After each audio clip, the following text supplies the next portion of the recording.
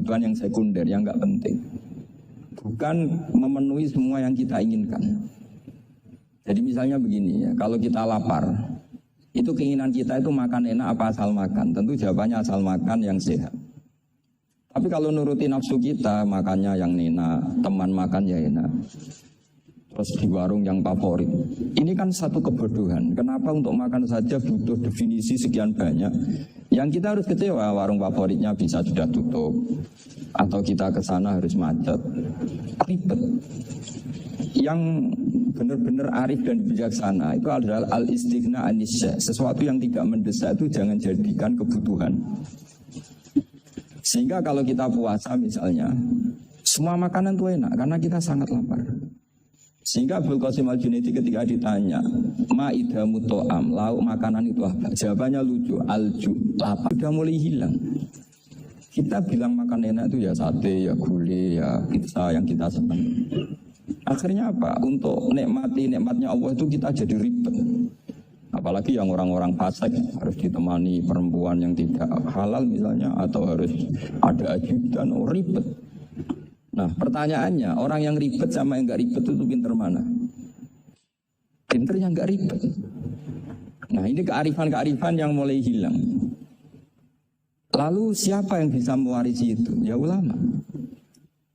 Wa kafani fakhran an akuna laka abdan.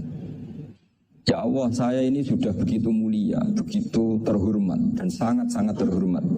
Karena yang menjadi Tuhan itu Engkau. Jadi rumus pertama itu karena menjadi Tuhan itu Engkau. Hanya Tuhan yang abadi, Tuhan yang pertama, hanya Tuhan yang al-awwal.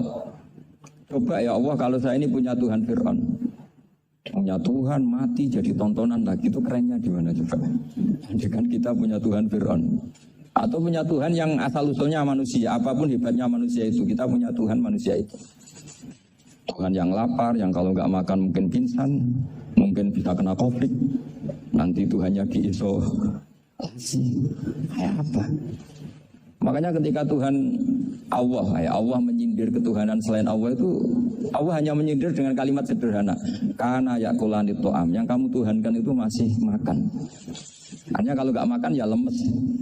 Jadi lama-lama ada orang gini, alhamdulillah tadi Tuhan mampir ke saya, kelihatannya lapar, lah tak kasih makan sehat lagi. Susah nggak punya Tuhan yang seperti itu.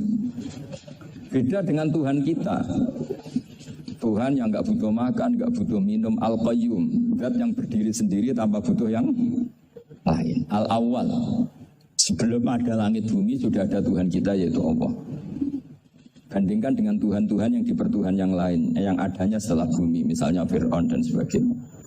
Sehingga Sayyidina Ali pertama jadi kebanggaan apa? Kafani izzan antakuna li robban. Saya ini keren betul, karena punya Tuhan yaitu Engkau.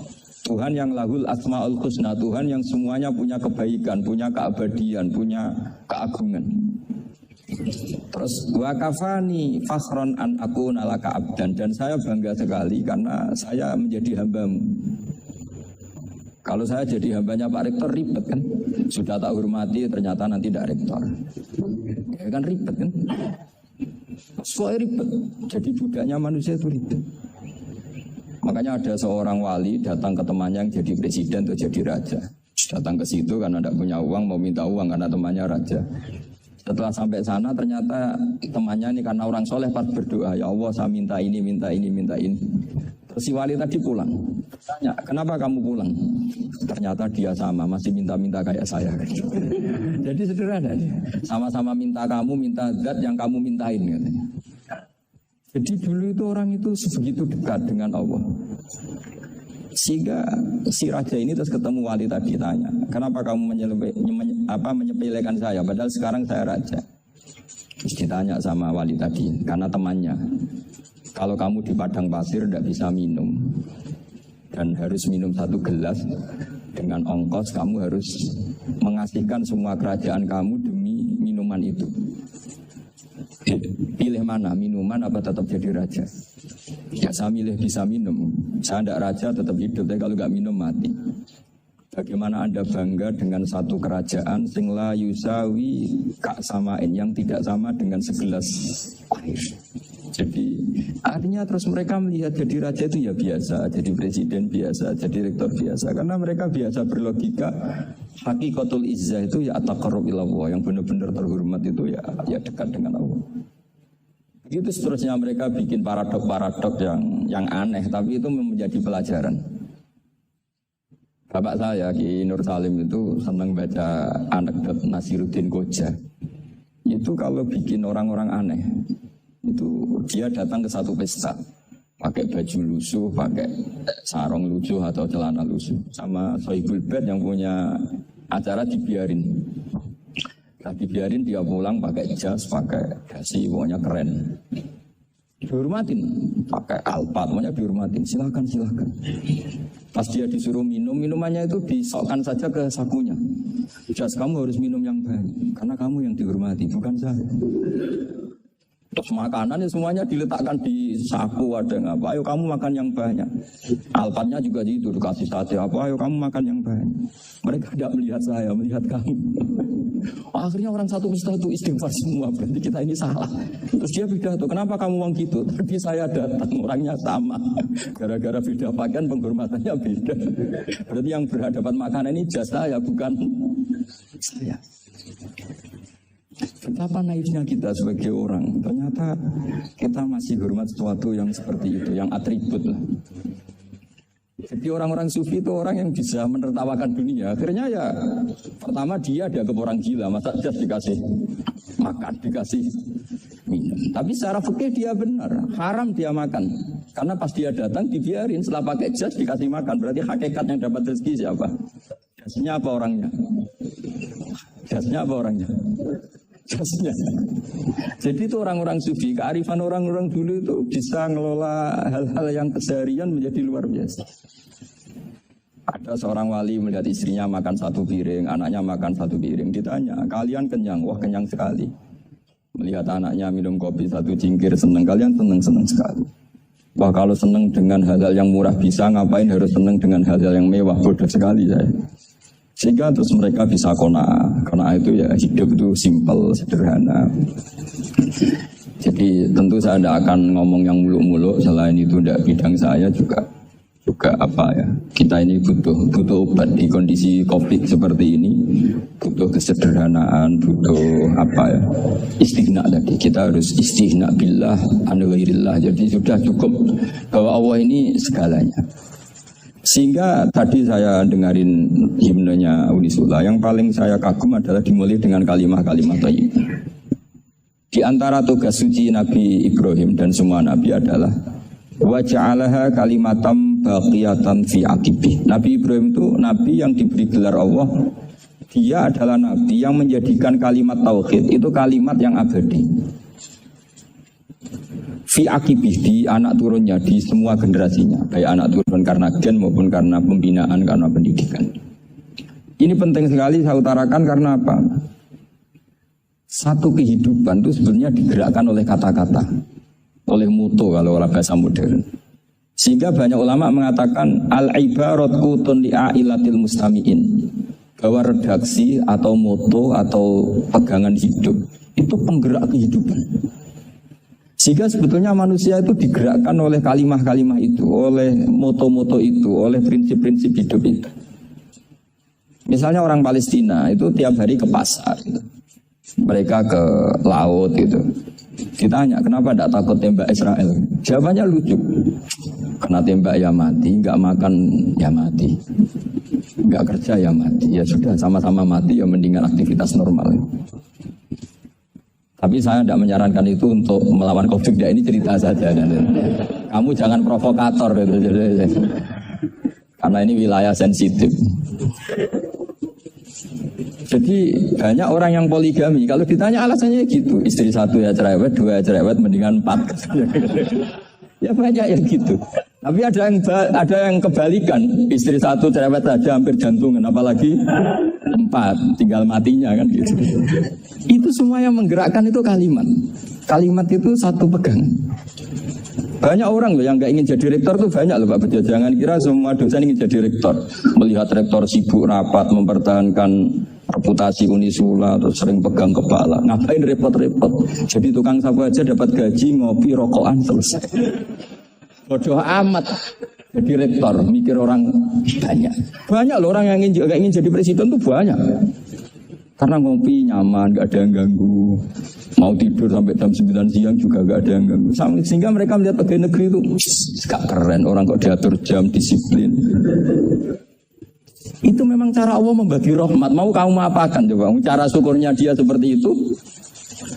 Bapak saya dulu itu sering ngajarin saya, diajak jalan-jalan pagi-pagi. Melihat orang ngopi, makan uduk itu bapak seneng. Kok enak jadi wong awam. Ini esok-esok nyemak bocah, kesel kabeh kono enak ngopi, rokokan. Bapak kadang iri sama orang awam itu iri. Sudah gitu berharap masuk surga kan enak, sudah gitu.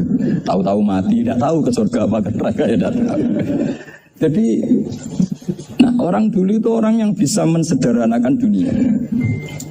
Sehingga ya sudah cara bahagia. Makanya saya alhamdulillah saya ini kerjasama sama UII sama beberapa kampus. Memang amdan itu sengaja. Kampus itu ya punya sistem yang nggak bisa mewakili sistem kiai. Kiai juga punya sistem yang nggak terwakili oleh kampus, juga sebaliknya saling melengkapi. Saya sering ketemu rektor UII, rektor kampus-kampus Islam.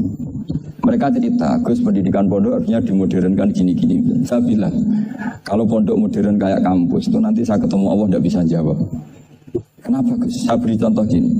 Kalau misalnya perempuan perawan lah atau apa saja namanya perempuan, mau tanya tentang menstruasi atau haid.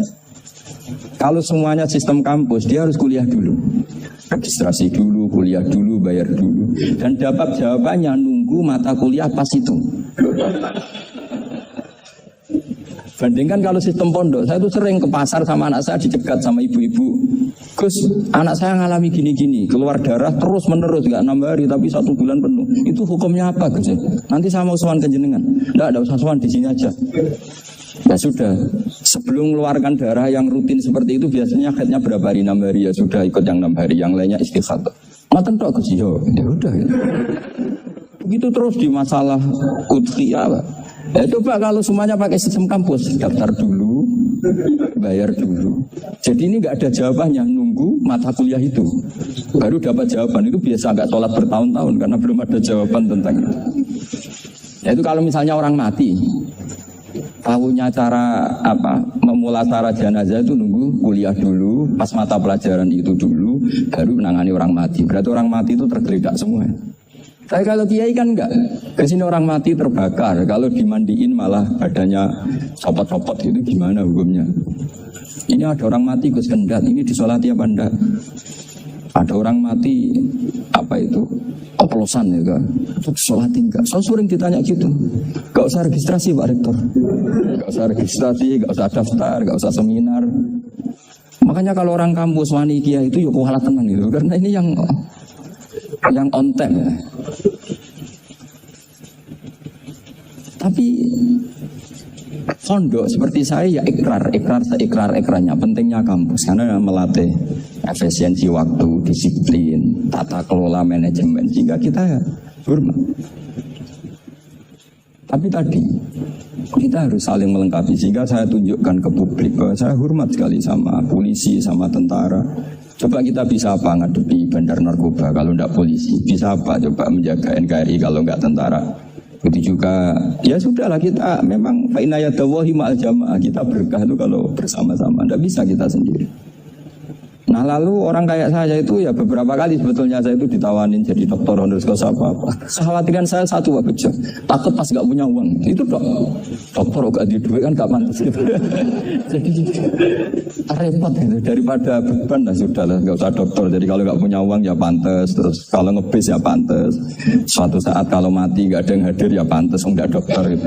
Kalau sudah dokter kok masuk neraka, dokter kok masuk neraka, saya itu kayaknya apalagi rektor kampus Islam kok masuk neraka itu kan kayak nggak pas itu.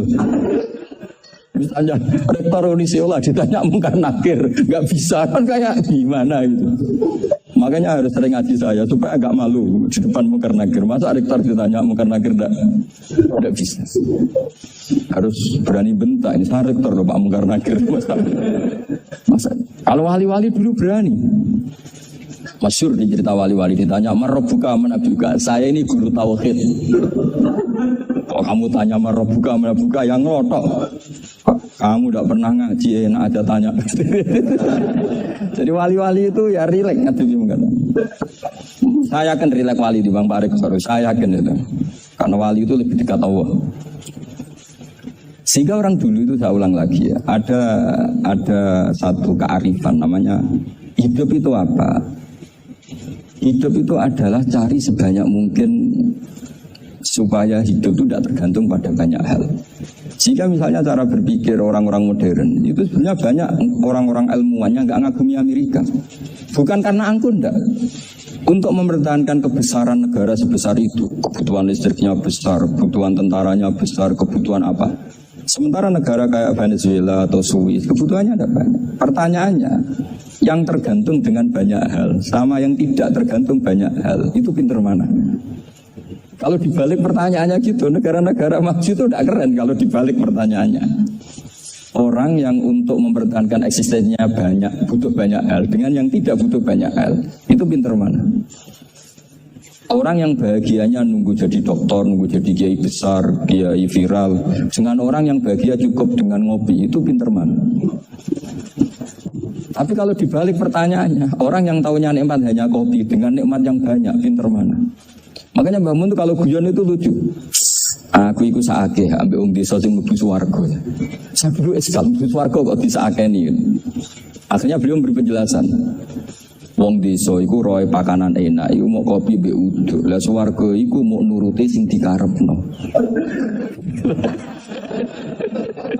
Akhirnya mau mangan, wis ngopi, mudo, ngopi ora roh, pakanan liyane ku ora roh. Nasi mandi yo ora roh, pizza yo ora roh apa-apa. Terus saya bilang, wah lah niku nak nganti selera tentang wanita cantik. Iku juga sederhana. Rontok pesek ya wis cantik, rontok ireng ya wis. Apa bidadarinya seperti itu karena saking enggak pengalamannya. Jadi surga itu kan nuruti apa yang diinginkan. Kira-kira keinginan orang kampung kalau di surga itu apa coba? Makanan apa coba? Ya, malaikat nggak senangnya ketemel gemblong gitu. Nah, artinya malaikat lebih suka nangani surganya orang-orang kampung di Bang Pak Rektor. Ini sudah ribet ini. Makanan apa saja sudah dicoba ya. Terus kalau di mall tahu orang macam-macam, seleranya macam-macam pasti. Enak mana kalau sampai jadi malaikat pelayan surga? Suka melayani orang kampung apa yang orang kota? Orang kampung kan. Jadi ya itu guyon ya, guyon tapi itu menjadi pikiran kita bahwa orang yang banyak kebutuhan itu sebetulnya banyak kebodohannya karena menggantungkan kebahagiaannya dengan banyak. Makanya Imam Syafi'i ngendikan istighna itu apa? Al-istighna anisya lagi. Yang dikatakan kecukupan adalah berusaha sebanyak mungkin banyak hal tidak kamu butuhkan. Bukan memenuhi semua kebutuhan kamu. Karena nafsu kamu ini tidak ada batasnya gitu. Kalau kamu penuhin nggak akan selesai. Itu ada perempuan yang kurang cantik, itu minta doa saya, Gus doain suami saya kaya, terus tak guyonin, terus gak minta. Kalau suami kamu kaya, yang pertama dirubah itu apa? Rumah, supaya rumah saya bagus. Kedua apa? Mobil, supaya mobil saya bagus. Nanti yang dievaluasi itu kamu. Mobil bagus, Alphard, rumah mewah, istrinya kamu pasti itu dievaluasi. Langsung enggak usah. Sudah gini aja kan. Jadi pertama yang dievaluasi itu kaya itu, coba kalau suami kaya itu yang dievaluasi pertama rumah ya, rumah ganti. Setelah itu apa? Mobil. Kira-kira berikutnya akhirnya harus bagus, enggak jadi. Nabi Ibrahim itu pernah minta umur panjang. Keren umur panjang. Sama Allah nggak dijawab. Datang orang tua gitu bertamu ke Nabi Ibrahim. Terus disuguhi, dikasih kurma. Apa itu kok kurma apa? Anggur yang sudah matang sekali. Sudah dimakan. Setelah dimakan meler keluar lagi. Dimakan lagi meler lagi. Terus Nabi Ibrahim masuk lagi ke kamar. Ya Allah, doanya tak cancel. Nanti kalau saya tua kayak itu. Jadi Allah itu gak jawab langsung tapi ngirimkan itu. Akhirnya ya Allah gak jadi. Nanti takut itu. Saya pernah ngalami jadi kiai tadi ada ibu-ibu ya kurang, dia gak pati cantik lah. suaminya itu miskin sekali. Minta doa saya supaya kaya. Bareng tak kasih pertimbangan itu udah nggak usah, nggak jadi. Jadi itu kearifan. Tapi kearifan ini harus kita tanamkan. Saya nggak bisa bayangkan Indonesia yang besar ini, andai kan tidak ada qanaah, nerimo ing pantum. Coba sekarang ada Covid. Andai kan Indonesia itu kayak Perancis. Saya beberapa kali punya tamu orang yang hidup lama di Perancis, bahkan dapat istri orang Perancis. Itu dulu nggak begitu mencintai Indonesia. Tapi setelah di Perancis 2 tahun, wah Indonesia hebat. Di Perancis itu kata dia kalau cerita, semua kebutuhan masyarakat itu dibebankan ke negara. Apa saja minta negara, apa saja nyoal negara. Sementara Indonesia, coba kalau Indonesia mengalami seperti ini, kok tidak ada qanaah rimo ing pantum, bisa kios Indonesia. Orang miskin nyalahkan negara, kelaparan nyalahkan negara, apa saja. Tapi barokahnya dididik kiai juga nyalahno wong liya. Urip romo ing pandum diame. Sampai gak ngerti kalau Covid. Banyak tuh orang-orang kampung itu, orang lugu-lugu itu. Mbah niki saking Covid, salam ning Covid muga-muga umure panjang.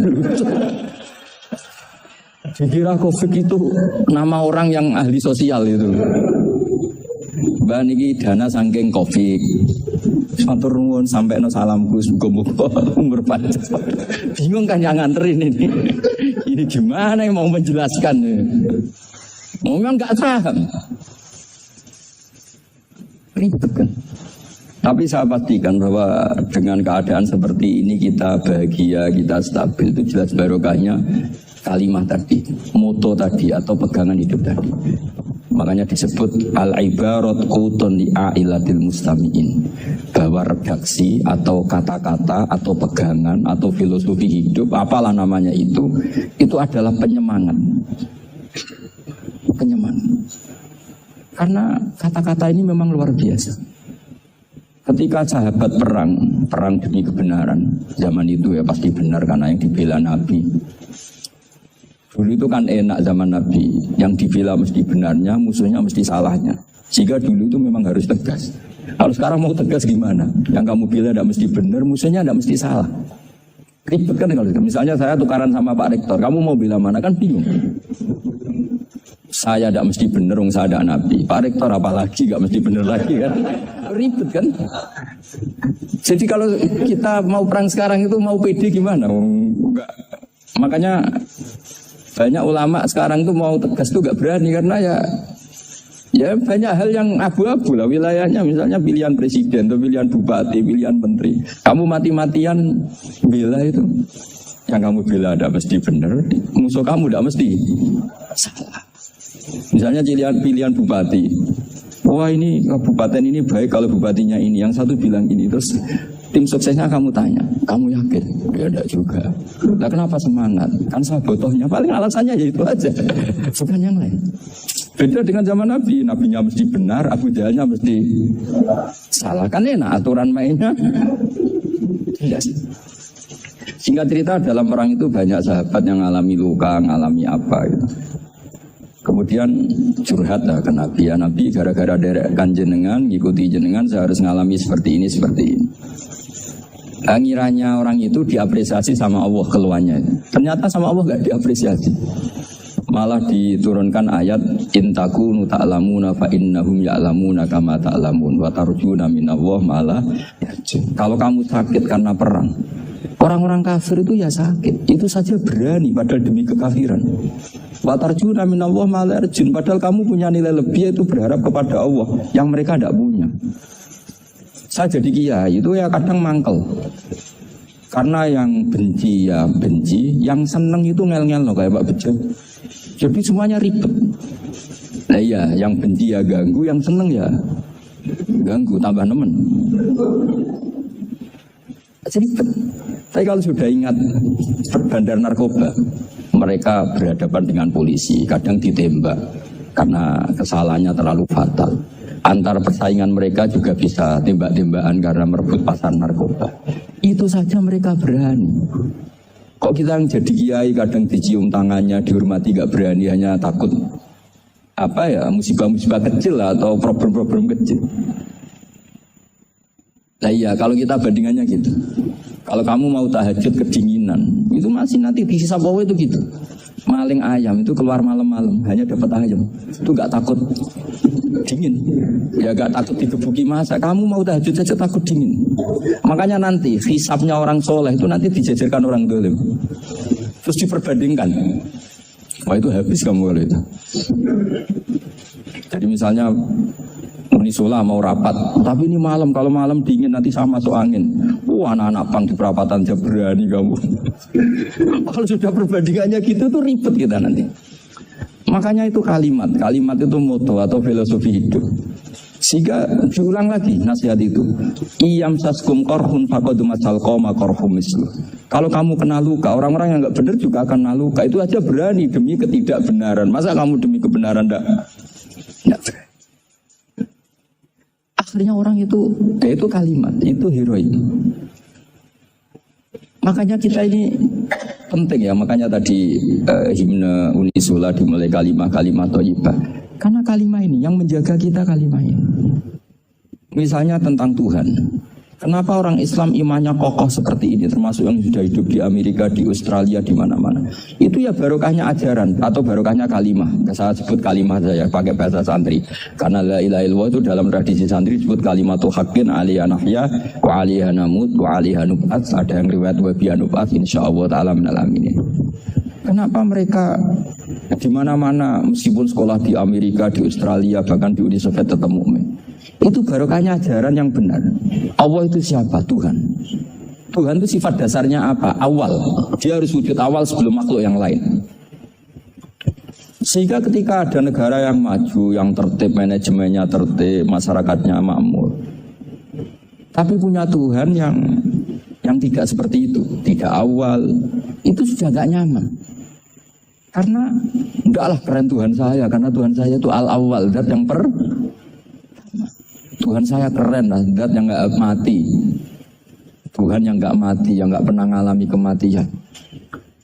Sehingga tontonan atau yang dilihat kenikmatan-kenikmatan yang lain ini tidak mengubah dia pendirian tentang Tuhan. Karena mantapnya satu kalimat tadi bahwa Tuhan itu ya harus satu, harus awal, harus tidak mati, tidak rusak, tidak mengalami apa-apa yang membahayakan. Sehingga ketika ditawarin Tuhan yang lain, meskipun menjanjikan secara finansial atau kemakmuran, mereka gak tertarik. Itu barokahnya makmur atau barokahnya ajaran? Barokahnya ajaran. Sering negara Islam itu kalah makmur dengan mereka, tapi barokahnya ajaran ini tetap apa? Tetap Islam. Makanya Nabi Ibrahim, Nabi yang sukses bikin wa ja'alaha kalimatam baqiyatan fi aqibi. Sehingga kita ini bukti sama orang tua misalnya, itu ya karena ajaran. Suwargamu itu karek wong tuamu. Nak wong tuamu ridho, Allah ridho. Nak ora ridho, Allah ora ridho. Ridho Allah fi ridhol walidain wa sakhatu wa sukhtu wa fi sakhatil. Sehingga ketika